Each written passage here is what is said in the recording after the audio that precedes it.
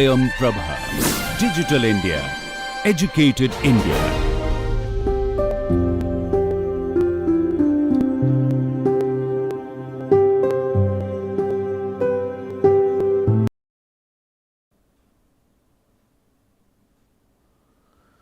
Welcome friends to this second lecture of module 3, and we are basically discussing the chemistry of soil organic matter. And in the first lecture of module 3, we have so far discussed what is soil organic matter and what is the composition of soil organic matter, what are the different components of soil organic matter, what is humus, and then we have talked about what are the functions of soil organic matter, and we have talked about different soil forming factors and their impact on soil organic matter formation, and finally we have discussed about the global carbon cycle and different pools of organic carbon or different pools of carbon and how they can interchange from one pool to another pool, and then we have talked about the carbon sequestration. So friends, just to reiterate that soil organic matter is not the the soil humus cannot be termed as a whole of soil organic matter. Obviously, soil organic matter, although we use the soil organic matter and humus very interchangeably, but these two terms are somewhat different. However, a major part of soil organic matter contains soil humus. However, the other parts are rapidly decaying organic matter, intermediate decaying organic matter, and as well as the partially decayed organic matter and different microbial biomass which are present in the soil. You remember the among the microbial biomass, biomass wise, fungi has the major share, followed by bacteria and actinomycetes. So in the last lecture we have stopped while discussing different pools of global carbon cycle, and we have started talking about the soil pool. So as you know that soil organic carbon or SOC pool basically constitutes about the 75% of the total carbon pool on land, and soil inorganic carbon, that is SiC, is another important pool in subsurface horizons of arid and semi-arid soils, and which basically contains 695 to 748 pentagrams of carbonate. And this soil inorganic pool is basically mainly comprised of primary and secondary carbonates, and also secondary carbonates basically aids in carbon sequestration, because we are basically sequestrating carbon to remain in the field and in the form of carbonates in the subsurface horizons, and as a result there is carbon sequestration. Now, the pedogenic carbonates are basically formed when the carbonic acid chemically reacts with calcium and other and magnesium in the soil solution in the upper portion of the profile, and then leach in the lower soil horizon via irrigation water. And the rate of this soil inorganic carbon sequestration by this mechanism may be 0.25 to 1 megagram carbon per hectare per year. So, it is huge. So, the soil pool serves as a global carbon reservoir. So, let us move ahead and see what are the different processes which are involved in the soil pool of carbon. So, soil organic pool basically declines, as you can see that there is a continuous decline in soil organic carbon pool because of several processes. So, these are the several processes. First of all, it is mineralization of soil organic carbon, and then soil erosion losses as well as the leaching. So, these are the three major processes through which soil organic carbon pools declines.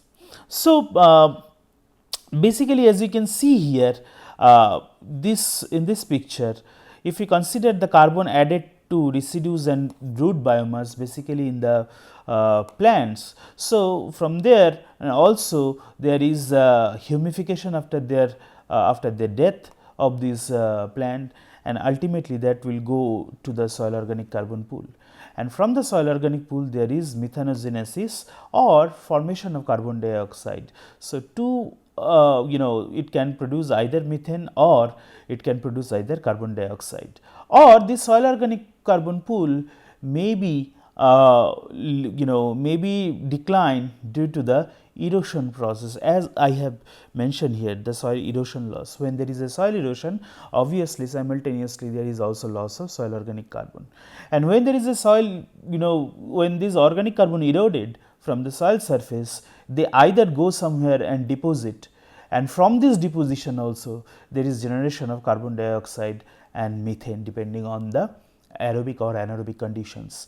And in also these eroded material can redistribute over the landscape, and which also can produce either carbon dioxide or methane. So, as you can see, from the carbon which is present in the residues and the root biomass can move into the soil organic carbon pool due to the humification process, and from this humification, from this soil organic carbon pool it can move, it can be declined through the erosion. The eroded materials can be deposited and further reduced or declined because of carbon dioxide or methane emission, or they can be redistributed over the land surface. Also, the soil organic carbon pool, from the soil organic carbon pool there is a possibility of leaching, as I have mentioned here.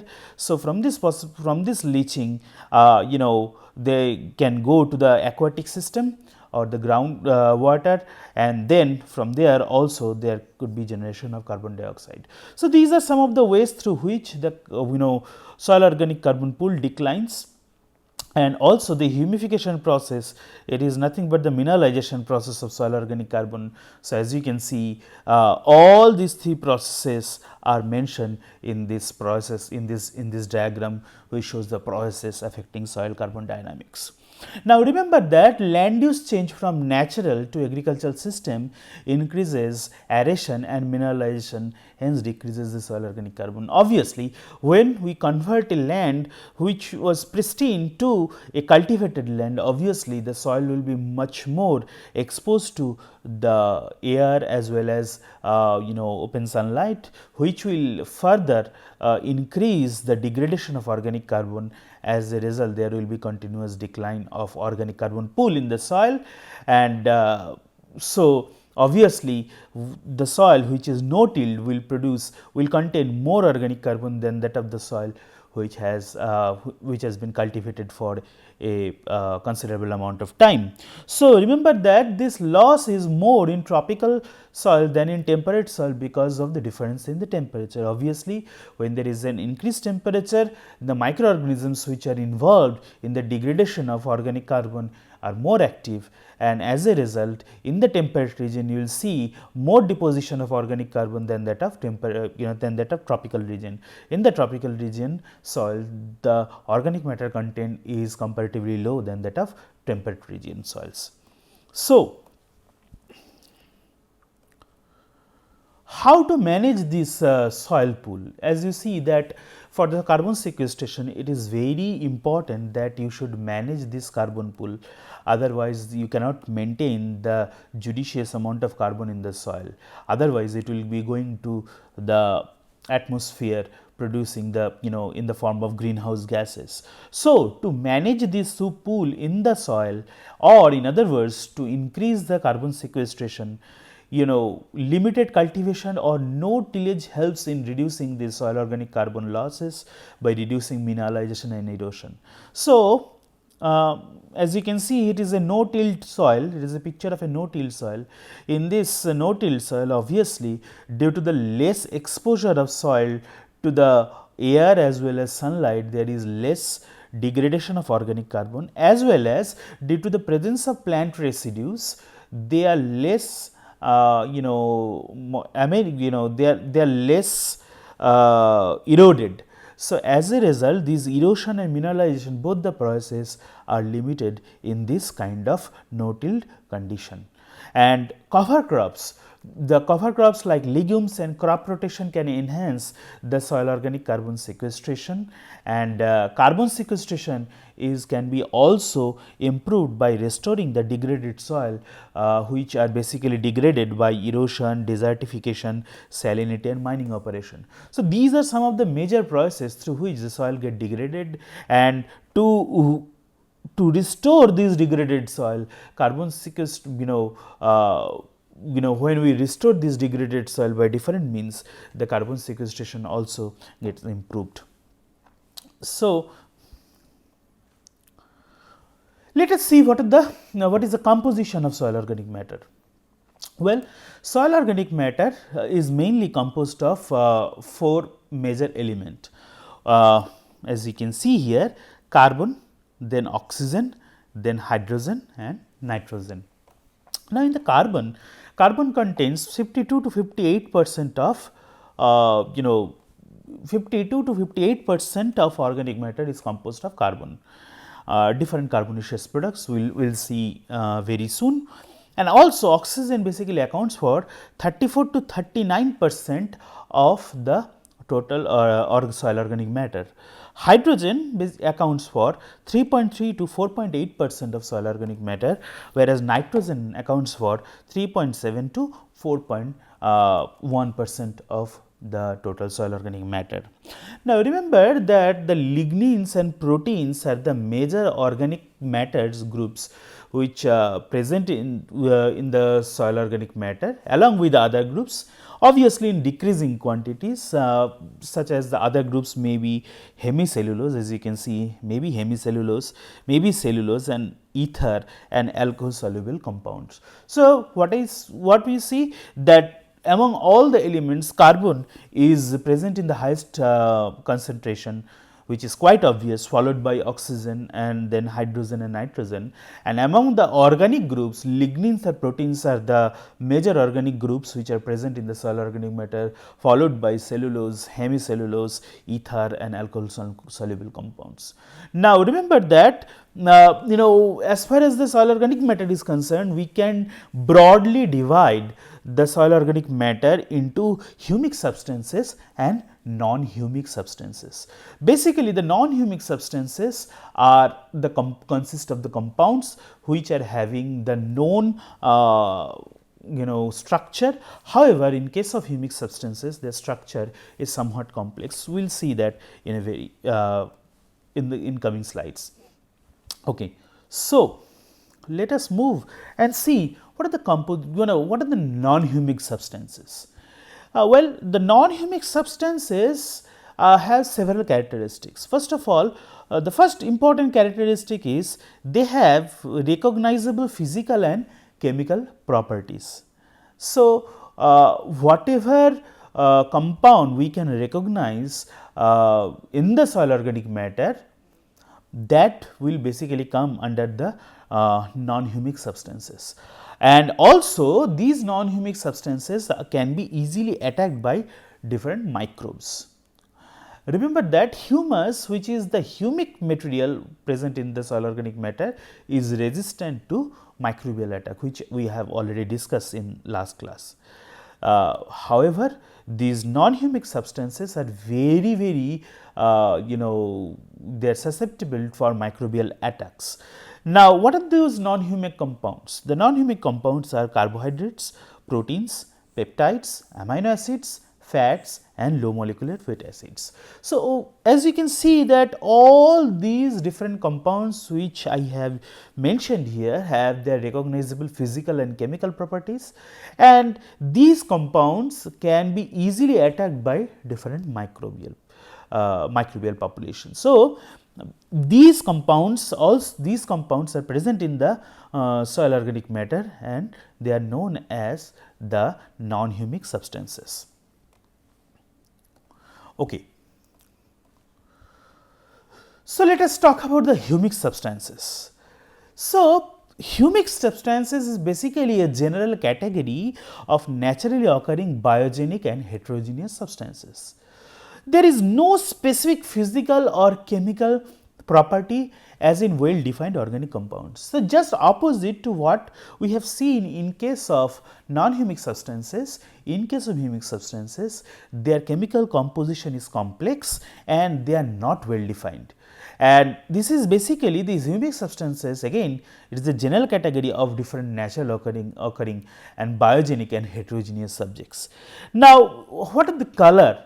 The physical characteristics of these humic fraction, they vary, and also their color vary from black to yellow to black in color, and they have also high molecular weight and basically very refractory.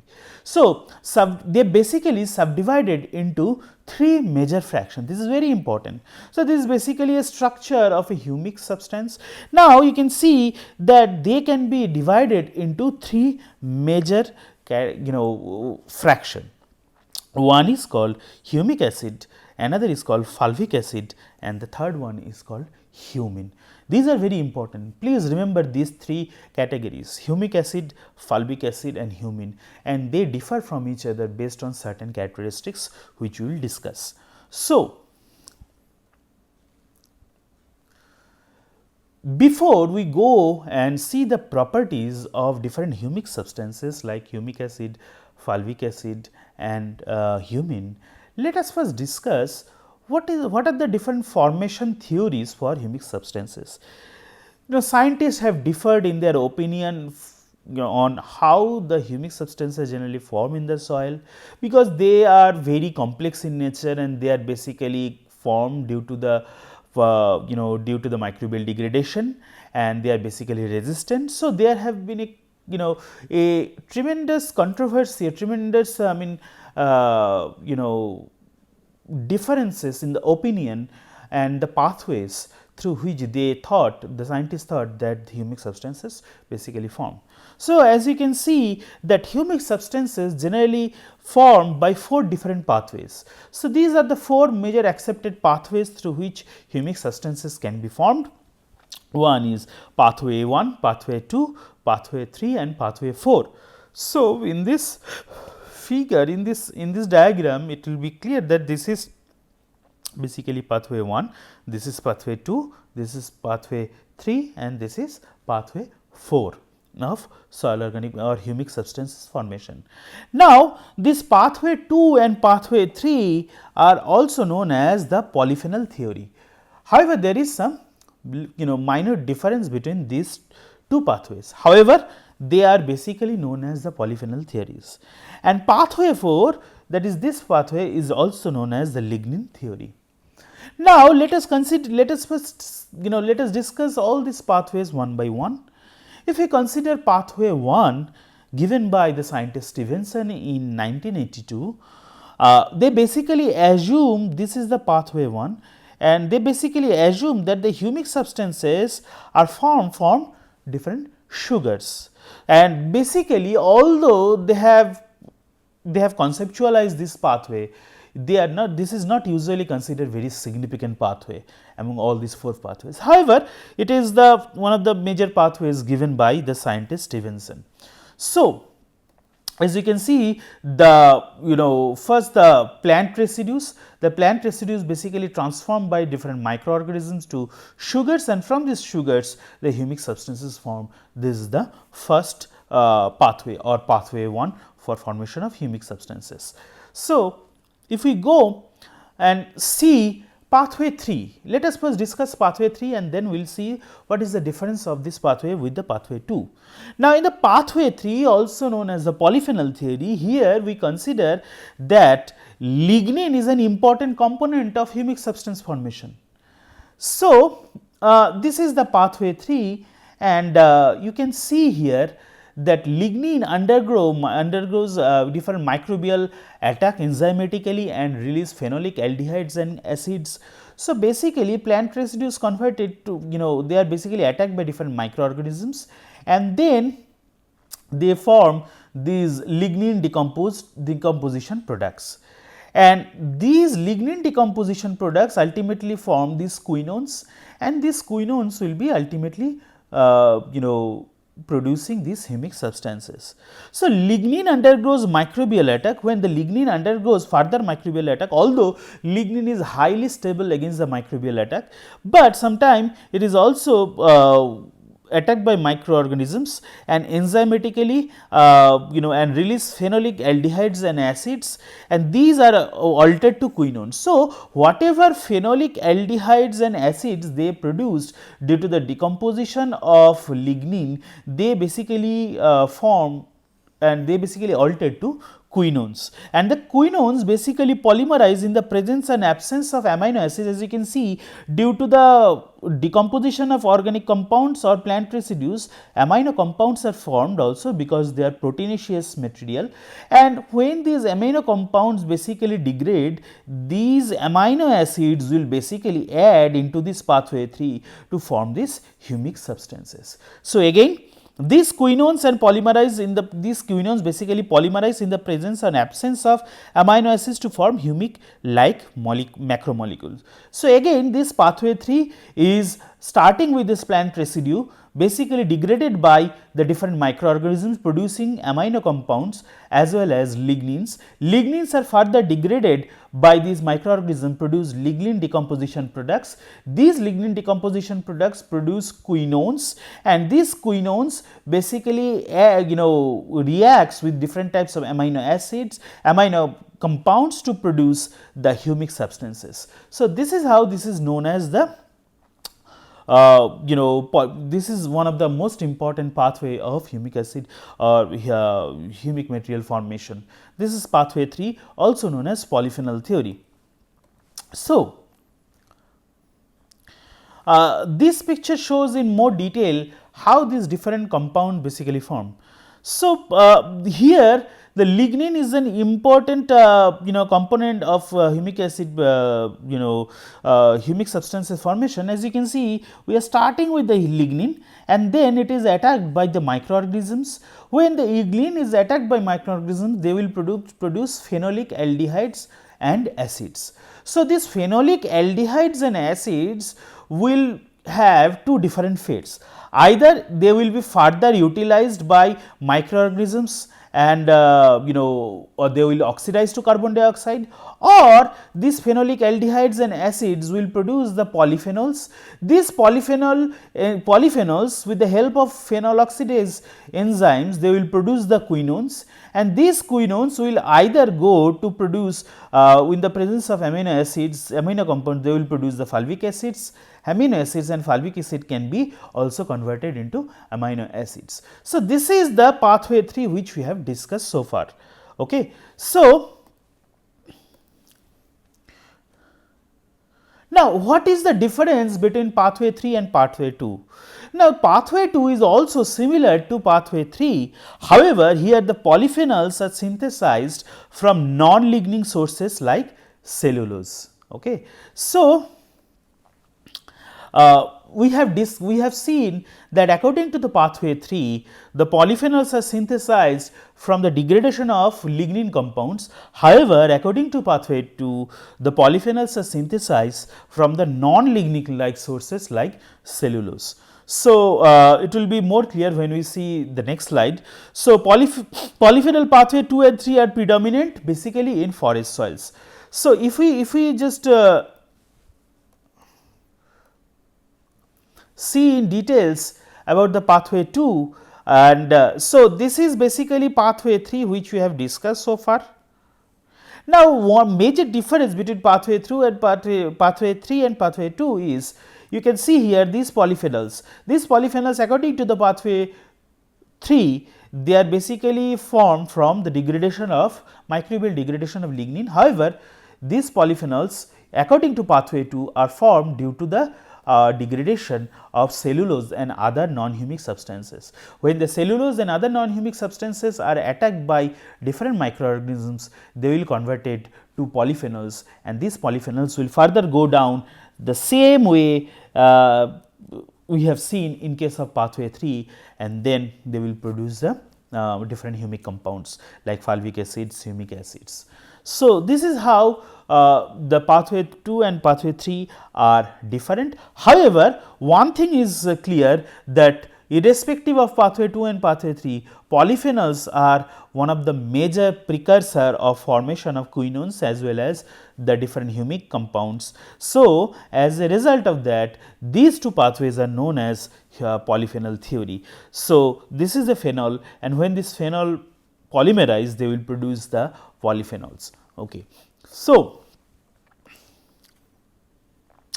let us discuss the last pathway, that is pathway 4. Now, the pathway 4 also follows the lignin theory, and they basically assume that humic substances are nothing but the modified lignins that remain after microbial attack. So, as you can see here, these this pathway 4 also starts from these plant residues, and these plant residues basically produce the modified lignins, and these modified lignins ultimately produce different types of humic substances. So, this is the difference between the pathway 4 and other pathways, and these lignins basically undergo further modification, results in further humic acid and then fulvic acid, and then basically their this type of pathway is more prevalent in poorly drained soil. However, the pathway 3 and pathway 2 are more predominant in the forest soils. So,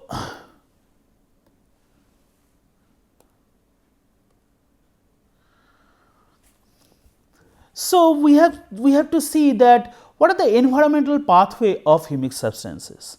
Well, water is the major medium that affects the humic substances transport in the environment, and basically they can produce either oxic and anoxic environment, which affects ultimately the humic substances. And also humic substances stay for hundreds of years in the soils and aquifers. So, if you see this diagram, it looks very clear then that from the terrestrial plants, these humic substance can move to water, they can move to streams and rivers. From the streams and rivers, we can see these latic sediments, and from these streams and rivers, these humic substance can move to different estuaries, where further addition can be seen from algae and seagrasses. From the estuaries, they can further move to oceans, and where further addition from the algae can be seen. Ultimately, they can be deposited as the marine sediments, and from this soil to water and also from streams can be seen interconnected with this peat, which is basically getting organic humic substances from mosses and other plants, and this peat can move either to streams or in the groundwater, and this from the streams and rivers, they can further move to the lakes. From the lake, the humic substance can further move to groundwater, and from these lakes we can see the lacustrine sediments, they can be deposited in the lacustrine sediments, and further in the lakes we got the deposition by the algae and macrophytes. So, you can see that this shows the dynamics of humic substances, or the movement of the humic substance from one type of water body to another type of water body, and they are getting either deposited there or they are getting further contribution from different other algae and seagrasses or macrophytes, and ultimately they are getting deposited there. Especially in case of lake, we are getting lacustrine sediments. In case of ocean, we are getting marine sediments. In case of streams and rivers, we are getting lotic sediments.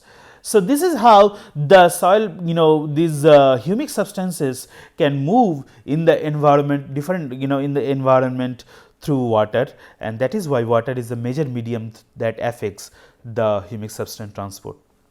So, friends, in this lecture we have discussed about in details about different strategies for maintaining the soil organic carbon pool. Then we have discussed about the major components of soil organic matter, the humic substances and non-humic substances.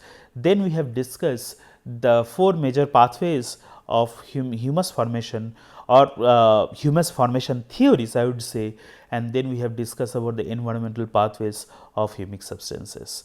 I hope that you have learned something new, and let us meet in our next lecture, where we will discuss the details and of the differences between the different humic substances and how we can separate them from each other.